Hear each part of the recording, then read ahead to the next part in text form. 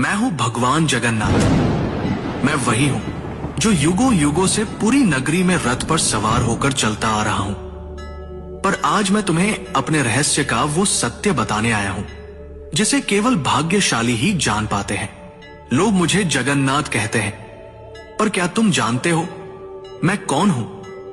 मैं वही हूं जो द्वारका में श्री कृष्ण था, वही जिसने अर्जुन को गीता सुनाई, वही जिसने राधा के प्रेम को साक्षात ईश्वरत्व में बदल दिया, वही जिसने अधर्म के सामने धर्म को विजयी बनाया। जब द्वारका का अंत हुआ, मेरा पार्थिव शरीर समुद्र में प्रवाहित कर दिया गया, पर मेरा हृदय, मेरा चेतन तत्व नष्ट नहीं हुआ। समुद्र में एक दिव्य काष्ठ पवित्र लकड़ी के रूप में प्रकट हुई और बहती हुई पुरी के तट पर आई। उसी समय राजा इंद्रद्युम्न ने मुझे स्वप्न में देखा। हे राजन, ये कोई साधारण लकड़ी नहीं, ये मेरा शरीर है, इससे मेरा विग्रह बनवाओ। राजा ने आदेश दिया। मूर्ति बनाने के लिए एक वृद्ध पुरुष प्रकट हुए। उन्होंने कहा, इन्हें गुप्त रूप से बनाऊंगा, कोई द्वार मत खोलना। वो कोई और नहीं, स्वयं विश्वकर्मा थे। जब मूर्तियां बन रही थी, रानी की चिंता बढ़ी। द्वार खुलवाया गया। मूर्तियां अधूरी थी। मेरे हाथ नहीं थे, मेरे चरण नहीं थे, पर तभी आकाशवाणी हुई, यही मेरा विराट रूप है, यही मेरा जगन्नाथ स्वरूप है, जहां मैं हर सीमा से परे हूं।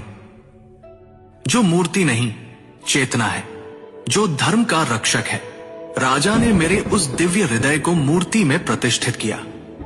वो हृदय जो श्री कृष्ण रूपी मेरी चेतना का केंद्र था, वो आज भी मेरी मूर्ति में वास करता है। हर 12 से 19 वर्षों में जब मेरी मूर्तियां बदली जाती हैं, उस हृदय को गुप्त रूप से नव विग्रह में स्थापित किया जाता है। कोई उसे देख नहीं सकता, कोई उसका वर्णन नहीं कर सकता, क्योंकि वो हृदय भौतिक नहीं, दिव्य है। मैं वही हूं जो कृष्ण है, विष्णु है, और फिर भी सबसे परे है। मेरी आंखें गोल हैं, क्योंकि मैं हर दिशा में देखता हूं।